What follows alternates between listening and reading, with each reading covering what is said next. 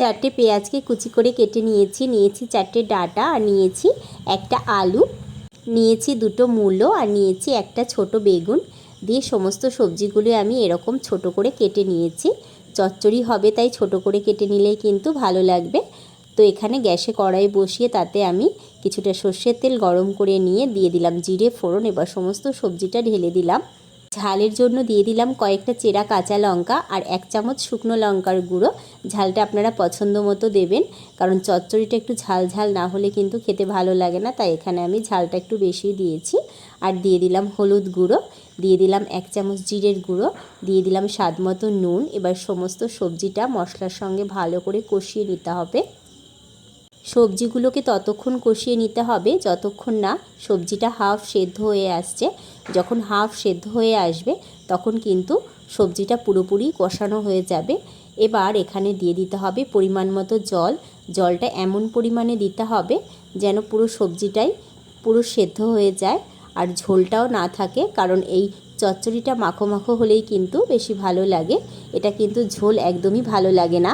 ঝোলটা ফুটে এলে এখানে আমি আগে থেকে চুনো মাছ নুন হলুদ দিয়ে তেলে ভেজে রেখেছিলাম।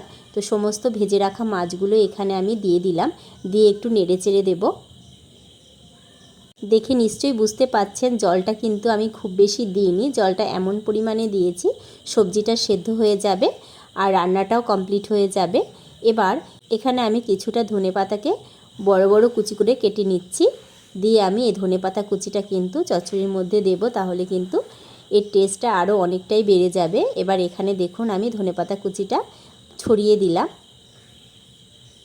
দিয়ে আবারও কিন্তু একটু নেড়ে চেড়ে উল্টে পাল্টে দিতে হবে। এই যে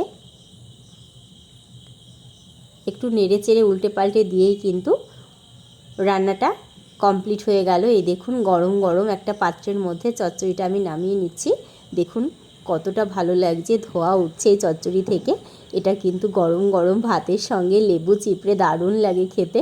এভাবে একবার রান্না করে দেখবেন, সত্যি দারুণ লাগে। খুব তাড়াতাড়ি হয়ে যায়, দেখলেন তো খুব কম উপকরণে খুব তাড়াতাড়ি কিন্তু হয়ে যায়, খুব বেশি মশলা লাগে না।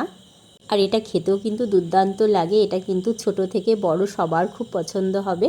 এই চুনো মাছের চচ্চড়িটা কিন্তু এভাবে একবার ট্রাই করে দেখবেন, তাহলেই বুঝতে পারবেন সত্যি দারুণ লাগে। এবার কিন্তু খেয়ে দেখার পালা। এবার গরম গরম ভাতের সঙ্গে এটা পরিবেশন করব।